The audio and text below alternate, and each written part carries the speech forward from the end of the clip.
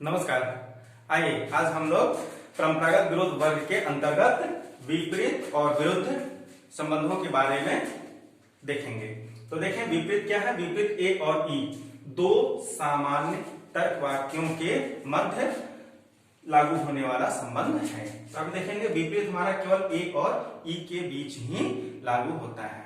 ठीक है। विपरीत का संबंध क्या कहता है कि कोई भी दो तर्क वाक्य जो एक साथ सत्य नहीं हो सकते किंतु असत्य हो सकते हैं, यही है विपरीत का संबंध। जिसमें आप देखेंगे दो नियम है। पहला नियम कहता है यदि एक तर्क वाक्य सत्य है तो दूसरा तर्क वाक्य हमारा असत्य होगा, निश्चित ही असत्य होगा। और दूसरा नियम क्या कहता है? दूसरा नियम यह कहता है कि यदि एक तर्क वाक्य असत्य है, कोई भी एक तर्क वाक्य असत्य है, तो दूसरा हमारा डाउटफुल हो जाएगा, संदेहात्मक हो जाएगा। हम दूसरे तर्क वाक्य के बारे में यह नहीं कह सकते कि वह सत्य है या असत्य। यही दो नियम है। आपको इसके अंतर्गत इन दो नियमों को ध्यान में रखना है। आइए अब उदाहरण से समझते हैं। यहां आप देखें पहला तर्क वाक्य हमारा ए है, सभी मेज कुर्सी है, ए तर्क वाक्य है। और दूसरा ई, कोई मेज कुर्सी नहीं है। ए और ई के बीच विपरीत का संबंध लग रहा है। आप देखेंगे उद्देश्य और विधेय समान है, तो यहां पर इन दोनों के बीच विपरीत का संबंध लगेगा। दो नियम है, दोनों नियम से हम देखते हैं। यदि ए को हम सत्य मान लें पहले नियम के अनुसार कि कोई भी एक तर्क वाक्य सत्य है तो दूसरा सत्य होगा। यदि हम इस तर्क वाक्य को सत्य मानेंगे, ट्रू है, तो ये वाला असत्य हो जाएगा, फॉल्स हो जाएगा। ठीक इसके विपरीत यदि हम यह कहते हैं कि दूसरा वाला तर्क वाक्य हमारा सत्य है, ट्रू है, तो पहला तर्क वाक्य हमारा फॉल्स हो जाएगा, असत्य हो जाएगा पहले नियम के आधार पर। अब आते हैं दूसरे नियम पर। दूसरा नियम क्या कहता है? दूसरा नियम यह कहता है कि यदि कोई भी एक तर्क वाक्य असत्य हुआ तो दूसरे तर्क वाक्य के बारे में हम कुछ भी नहीं कह सकते कि वह सत्य है या असत्य है, वह डाउटफुल हो जाता है, संदेहात्मक हो जाता है। तो यहां पर हम यदि यह कहते हैं कि पहला तर्क वाक्य हमारा ए तर्क वाक्य यदि फॉल्स है, इसे हम फॉल्स मान लें, असत्य मान लें, तो दूसरा डाउटफुल हो जाएगा। हम इसके बारे में कुछ नहीं कह सकते कि वह सत्य है कि असत्य। ठीक ऐसे ही अगर हम यह कहते हैं कि ई तर्क वाक्य हमारा फॉल्स हो जाए, असत्य हो जाए, तो ए तर्क वाक्य के बारे में हम कुछ भी नहीं कर सकते कि वह सत्य होगा कि असत्य होगा, संदेह में है, संदेहात्मक है। तो ये है हमारा विपरीत का नियम। दो नियम है, इसको आपको ध्यान में रखना है। अब हम चलते हैं अगले विरुद्ध। विरुद्ध यह संबंध क्या है? आप देखेंगे कि यह यहां पर आई और ओ के बीच लगने वाला है। यानी कि आप देखेंगे दो अंश व्यापी तर्क वाक्यों के बीच विरुद्ध का संबंध लगता है। और विरुद्ध का संबंध क्या है?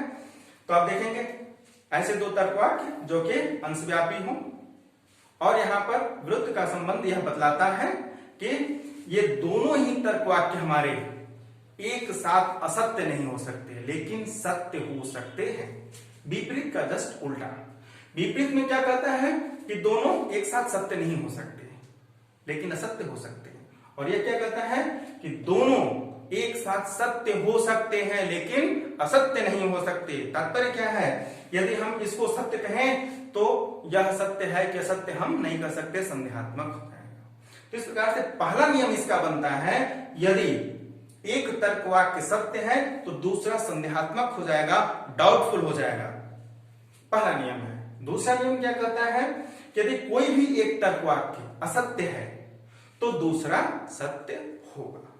अब देखिए उदाहरण से हम यहां पर समझते हैं विरोध का संबंध आई और ओ के बीच लगता है। आई कुछ मेज कुर्सी है, आई तर्क वाक्य है। दूसरा कुछ मेज कुर्सी नहीं है, ओ तर्क वाक्य है। दोनों ही अंश व्यापी हैं। अब देखें यदि हम इसको फॉल्स कहते हैं, दूसरा नियम कि एक असत्य है तो दूसरा सत्य होगा। यदि यह असत्य है तो यह क्या हो जाएगा? हमारा सत्य हो जाएगा दूसरे नियम के आधार पर। ठीक है। ठीक ऐसे ही यदि हम ये कहते हैं कि ये वाला तर्क वाक्य हमारा, दूसरा वाला तर्क वाक्य असत्य है, तो पहला तर्क वाक्य सत्य होगा दूसरे नियम के आधार पर। अब आते हैं हम पहले नियम। पहला नियम इसका क्या कहता है कि यदि कोई भी एक तर्क वाक्य सत्य है तो दूसरा डाउटफुल हो जाएगा। यदि हम इसको ट्रू मान लें, सत्य मान लें, तो यह हमारा क्या हो जाएगा? डाउटफुल हो जाएगा, संदेहात्मक हो जाएगा। ठीक ऐसे ही अगर हम दूसरे तर्क वाक्य को ट्रू मान ले, इसको ट्रू मान ले, तो ये वाला हमारा क्या हो जाएगा, डाउटफुल हो जाएगा, संदेहात्मक हो जाएगा। तो इस प्रकार से आप देख रहे हैं कि विरोध का संबंध है, दो नियम है। यदि कोई भी एक तर्क वाक्य सत्य है तो दूसरा संदेहात्मक हो जाएगा, और यदि कोई भी एक तर्क वाक्य हमारा असत्य है तो दूसरा तर्क वाक्य सत्य होगा। ये दो नियम है, आपको इन दो नियमों को याद रखना होगा। अब मैं आता हूं तीसरा विरोध का संबंध, और वह क्या है, उपाश्रयण। आप यहां पर देखेंगे कि उपाश्रयण ए और आई के बीच में है, तो इन दोनों के बीच उपाश्रयण का नियम लगता है। फिर आप देखेंगे यहां पर ई और ओ के बीच है, तो इन दोनों के बीच यह नियम लगता है। आप यहां पर देख सकते हैं कि दोनों ही जो यहाँ पर पेयर हमारे ये और ये बने हैं जिनके बीच उपाश्रयण है, इसमें यह जो हमारा सर्वव्यापी तर्क वाक्य है यह उपाश्रय होता है। जो उपाश्रयण का नियम है उसमें दो एलिमेंट्स आ जाते हैं, पहला तो है उपाश्रय और दूसरा हो जाता है उपाश्रित, और दोनों में ही दो दो नियम है। ये देखिए उपाश्रय है, जब हम इस पेयर की बात करेंगे तो यहां पर यह क्या है, उपाश्रय है और यह उपाश्रित है, और जब इस पेयर की बात करेंगे तो यह उपाश्रय है और यह उपाश्रित है। तो सबसे पहले हम उपाश्रय का नियम देखते हैं। उपाश्रय का नियम ये क्या कहता है,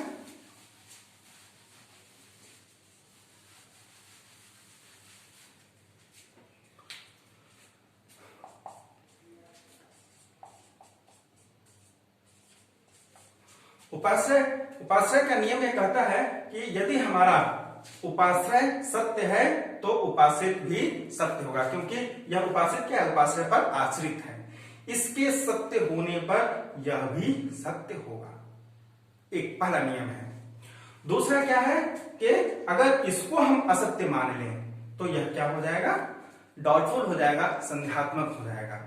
उपाश्रय के सत्य होने पर उपाश्रित हमारा सत्य होता है, लेकिन उपाश्रय के असत्य होने पर उपाश्रय हमारा संदेहात्मक हो जाता है, डाउटफुल हो जाता है।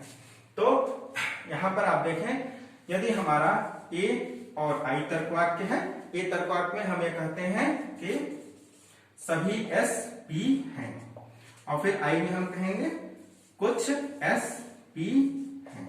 ये हमारा एग्जाम्पल है, सभी एस पी है, कुछ एस पी है। इसके जगह आप कुछ भी लिख सकते हैं, एस हमारा मेज है, पी कुर्सी है, ये मेज है, कुर्सी है। इसको शॉर्ट में मैं लिखा हूं, आप इसको ध्यान से समझिए।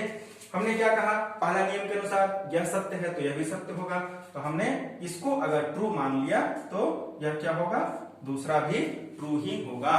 पहले के सत्य होने पर दूसरा भी सत्य, उपाश्रय के सत्य होने पर उपाश्रित भी सत्य होगा। लेकिन अगर उपाश्रय को हमने असत्य मान लिया तो क्या हो जाएगा, उपाश्रय के सत्य मानते ही यह डाउटफुल हो जाएगा, संदेहात्मक हो जाएगा। हम यह नहीं कह सकते कि यदि यह असत्य है तो यह सत्य होगा कि असत्य होगा। यह है, तो ये हमारा एक उदाहरण था, वैसे ही आप यहां पर भी देख सकते हैं। अब मैं आता हूं उपाश्रित। उपाश्रित का नियम क्या है, उपाश्रित का नियम कहता है, पहला नियम कहता है कि यदि उपाश्रित हमारा सत्य है तो उपाश्रय के बारे में हम कुछ भी नहीं कर सकते कि वह सत्य होगा कि असत्य होगा, वह संदेहात्मक हो जाएगा, डाउटफुल होगा, पहला नियम। दूसरा नियम क्या कहता है, यदि हमारा उपाश्रित असत्य है तो उपाश्रय भी असत्य होगा, उपाश्रित के असत्य होने पर उपाश्रय भी असत्य होगा, यह दूसरा नियम है। एग्जाम्पल हम यहीं पर देख लेते हैं। अगर हम आई को सत्य मान ले, यह सत्य है, तो इसके बारे में हम कोई भी निर्णय नहीं ले सकते कि सत्य होगा कि सत्य होगा, यह निश्चय ही संदेहात्मक हो जाएगा, डाउटफुल है, हम कुछ नहीं कर सकते कि सत्य है या असत्य। अब नेक्स्ट देखते हैं, अगर हम इसको फॉल्स मान लें, ट्रू की जगह फॉल्स, अगर यह फॉल्स है तो यह भी फॉल्स होगा। ठीक है, तो इस प्रकार से आप ये देख रहे हैं कि उपाश्रय और उपाश्रित दोनों में दो दो नियम है। तो इस प्रकार से अगर हम परंपरागत विरोध वर्ग की बात करें तो 4 प्रकार के परंपरागत विरोध वर्ग हैं, और चारों ही प्रकार में कुल मिलाकर के 10 नियम हैं, और इन 10 नियमों का जानना बहुत ही आवश्यक है, तभी आप इस पर आधारित प्रश्नों को आसानी से लगा पाएंगे। अगली वीडियो में मैं प्रश्नों पर आऊंगा, जिसमें बताऊंगा कि इस पर आधारित प्रश्न को हम कैसे हल करेंगे। और ये जो 10 नियम मैं बताया, इसका एक शॉर्ट फॉर्मूला भी है, उसको भी मैं आपके सामने रखूंगा। तो अगली वीडियो देखना न भूलिएगा। धन्यवाद।